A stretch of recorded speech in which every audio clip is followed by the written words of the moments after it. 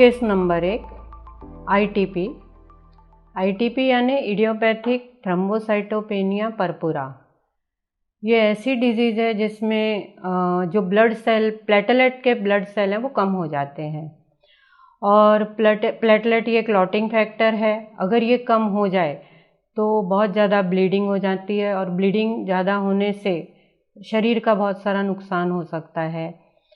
कई बार प्लेटलेट बहुत कम होने से डेथ तक हो सकती है और इसमें जैसे फीमेल हैं तो मेंसेस आए तो मेंसेस 2-2 महीने बंद ही नहीं होते। और ये ऐसा डिसऑर्डर है जिसमें जेनेटिक डिफेक्ट है और जिसका कहीं कोई इलाज नहीं है। एलोपैथी में स्टेरॉइड के सिवा इसका कोई इलाज नहीं। और न्यूरोथेरेपी में हम जो बोन मैरो के अंदर इन्फेक्शन होता है उसके कारण इन्फ्लेमेशन आ जाती है, हम पहले इन्फ्लेमेशन को ठीक करते हैं, फिर डाइजेस्टिव सिस्टम और सर्कुलेटरी सिस्टम को ठीक करते हैं। बोन मैरो की इन्फ्लेमेशन निकल जाने के कारण वहाँ पर न्यूट्रिशंस और ऑक्सीजन पहुँचने लगते हैं और जैसे ही न्यूट्रिशन ऑक्सीजन पहुँचते हैं बिगड़े हुए जीन्स भी ठीक हो सकते हैं। तो इस प्रकार से धीरे धीरे बोन मैरो में वापस प्लेटलेट अच्छे से और मैच्योर होने लगते हैं और पेशेंट ठीक हो जाता है।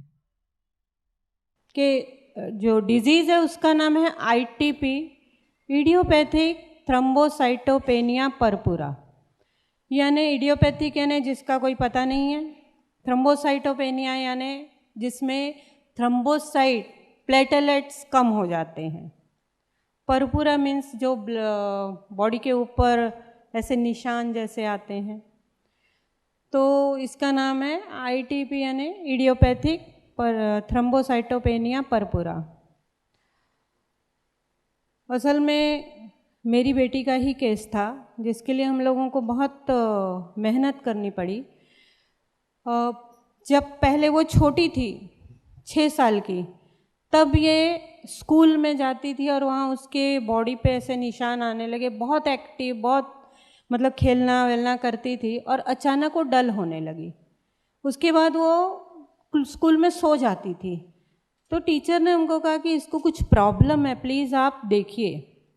तो जब हम डॉक्टर के पास गए तो उन्होंने हमें पेडियाट्रिशियन के पास भेजा। तो उन्होंने ब्लड टेस्ट वगैरह करवाए और पता चला कि उस समय प्लेटलेट 9000 थे उसके। फिर सारे इन्वेस्टिगेशन हुए और यहाँ नानावटी बहुत फेमस हॉस्पिटल, उसमें 1 महीना रही और उसके बाद ये आईटीपी डिटेक्ट हुआ। 3 साल स्टेरॉइड लिए, 3 ईयर।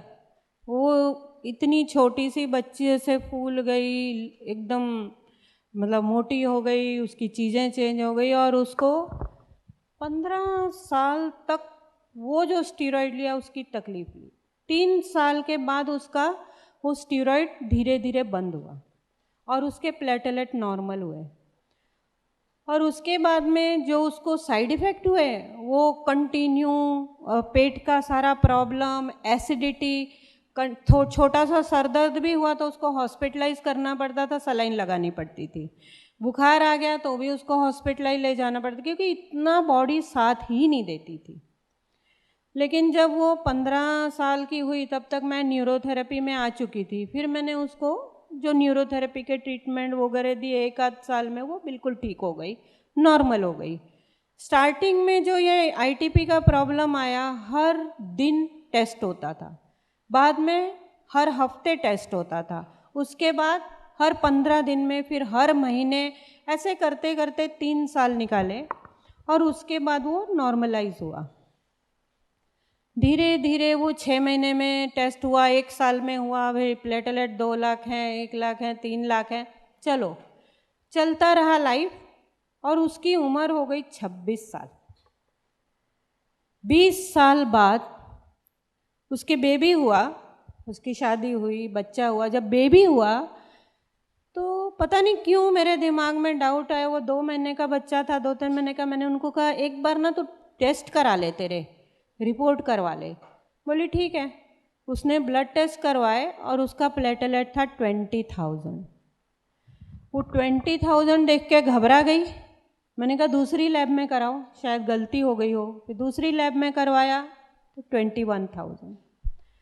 फिर मुझे लगा ये रिलैप्स हुआ वापस। फिर हमें लीलावती में हेमेटोलॉजिस्ट हैं, क्योंकि मैं गुरुजी से बात कर रही थी पर ससुराल वाले नहीं मानते ना, तो उनको लेके मैं डॉक्टर अभय भावे उनके पास गई थी लीलावती में।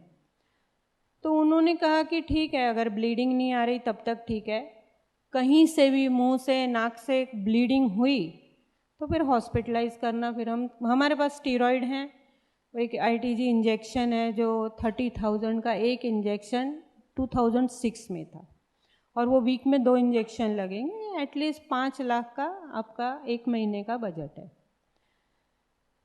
तो मैंने गुरुजी से बात की, तो गुरुजी बोले बेटा कुछ नहीं, हम देखेंगे, हम ठीक करेंगे। हम लोग स्टडी कर रहे थे, पढ़ रहे थे दिन रात, और उसका मतलब जो टेस्ट आ गए थे सारे, उसमें डर भी लग रहा था आगे क्या होगा। उसकी स्किन काली होने लगी तो मुझे लगा ये ANA पॉजिटिव पे चला जाएगा।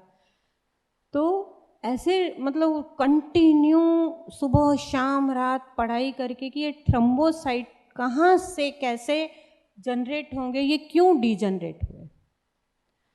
और उसके बाद कुछ ऐसी चीज़ें मिली स्टडी करते करते, तो ऐसे तो ऑटो इम्यून डिजीज़ है, गुरुजी सप्रेसर सेल डाउन है और किलर सेल बढ़ गए हैं, तो हमें शायद थाइमस को ही यूज़ करना पड़ेगा। लेकिन मैंने जो स्टडी किया तो मेरा मन मान नहीं रहा था। तो मैंने गुरुजी से कहा अगर हम थाइमस देंगे, कुछ तो थाइमस में प्रॉब्लम है, उसका कोई एक पार्ट काम नहीं कर रहा है, तो सप्रेसर सेल नहीं बन रहे, तो अगर ये किलर सेल बढ़ गए तो क्या करेंगे। मतलब ये सोचने की समझने की बात है। तो गुरुजी बोले कोई बात नहीं बेटा, हम बीच के रास्ते चलेंगे, हम नहीं देंगे थाइमस। जो अगर हमें थोड़ा सा भी लगता है कुछ नुकसान हो जाता तो हम क्यों करेंगे। ठीक है, उन्होंने बोला नहीं।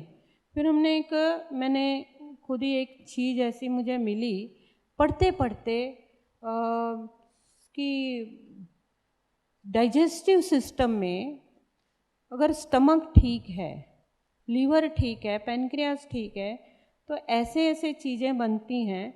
और लीवर में थोड़ा सा एर्थ्रोपाइट जैसे एर्थ्रोपोइटिन बनता, थ्रोम्बोसाइट भी बनता है, फिर किडनी में बनता है।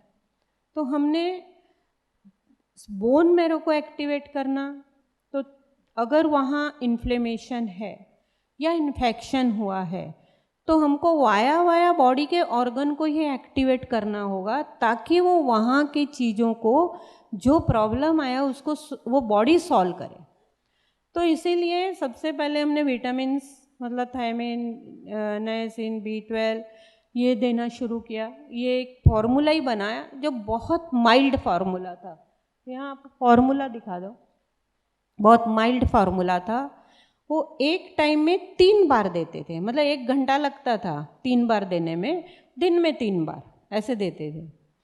और गुरुजी ने मुझे कहा, उन्होंने चेक किया उसको, सब देखा और कहा कि बेटा ये कम से कम 2.5 महीना लगेगा। मैं ठीक है गुरुजी, हमको स्टीरॉयड नहीं लेना है, जब तक उसके कोई ब्लीडिंग नहीं होती तब तक हम ट्रीटमेंट तो चालू रखेंगे।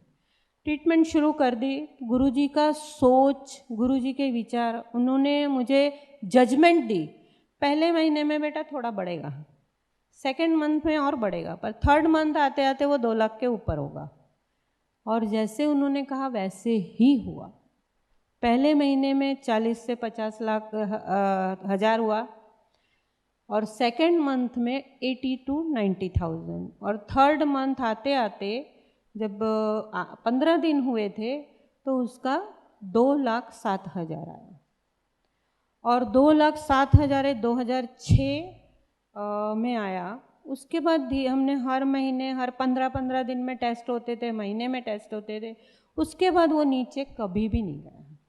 फिर वो 3 लाख, 2.5 लाख ऐसे ही रहा।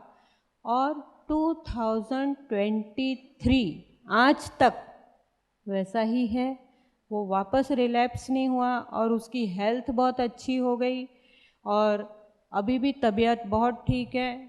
अभी वो मतलब काफ़ी बड़ी कंपनी की डायरेक्टर है, बहुत काम होता है, कंटिन्यू टूर पे होती है, लेकिन ये प्रॉब्लम वापस कभी भी रिलैप्स नहीं हुआ। तो ये है न्यूरोथेरेपी। उस समय उसको एक गुरुजी ने बहुत अच्छा कॉम्बिनेशन दिया था, गुड़ का पानी।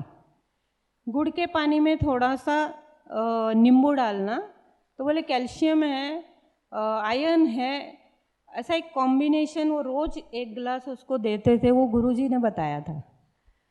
और उसके साथ साथ ये जो ट्रीटमेंट है इसमें किडनी है, किडनी को एक्टिवेट किया है। स्टमक मेन यानी उसके शायद उस समय हमने चेक नहीं किया था, पर शायद विटामिन्स डेफिशिएंसी भी होगी। तो विटामिन्स जो हम खाते हैं उसको सिर्फ स्टिमुलेट करना है, वो बॉडी के अंदर जाके अपना काम करे, वो पचे ठीक से और शरीर में काम करे। उसके बाद स्टमक की ट्रीटमेंट है, साथ में थायराइड है। थायराइड का कारण है कि मेटाबॉलिक रेट हमारा थोड़ा बढ़े। और कोई ख़ास आप देख लीजिए ट्रीटमेंट में कोई इतना ख़ास ये नहीं है, लेकिन आपकी बॉडी का सिस्टम स्लो चीज़ें चेंज होती हैं। और उसके बाद धीरे धीरे उसमें लास्ट में हमने 6 ADR दिया था, क्योंकि बहुत ज़्यादा दिमाग में था कि शायद इन्फेक्शन की वजह से बोन मैरो में इन्फ्लेमेशन हुई है, और वो इन्फ्लेमेशन के लिए ADR दिया गया। और धीरे धीरे वो चीज़ें चेंज हुई। शरीर को भी टाइम चाहिए, बिगड़ता है बरसों में, तो ठीक होने में भी 2-4 महीने लगते हैं। और धीरे धीरे वो चेंजेस हुए और वो आज तक बिल्कुल ठीक है। आप एक वीडियो देख सकते हो, वो आज आने वाली थी, लेकिन उसका हैदराबाद की कोई मीटिंग थी, वो चली गई। तो फिर बोली मम्मा मैं वीडियो भेजती हूँ। मैंने कहा ठीक है। ये केस तो गुरुजी ने बहुत बार बताया, राम गोपाल जी को पता होगा, जयराम जी को पता होगा, मतलब मोस्टली सुना हुआ है सबने ये केस। तो लेकिन नए लोग बहुत हैं, तो मैंने सोचा ये बताना जरूरी है। Hello everyone, my name is Jyoti and I wanted to share this story of mine with all of you. So when I was probably in 6 years old, I was diagnosed with ITP, wherein my platelets used to go down, and in the entire treatment I have ruined my body with a lot of steroids and other things, and I think the treatment was on 3 years. And then I was probably with steroids and other things with hormonal. I was okay, and suddenly after many years, I think 20 years post pregnancy, post delivery, I again encountered with ITP, and this time I was too scared to take any allopathy help. In fact, I visited good doctors, and they said probably I'll have to remove my spleen, and there were other treatment which I mean, I'm sure they would have impacted my body. I knew about neurotherapy, and we both of us, like husband and wife, we chose to go ahead with neurotherapy. My platelets were as down as 20,000, and with neurotherapy, without any side effects, without any medication, in a span of I think 3 to 6 months, my platelets were up.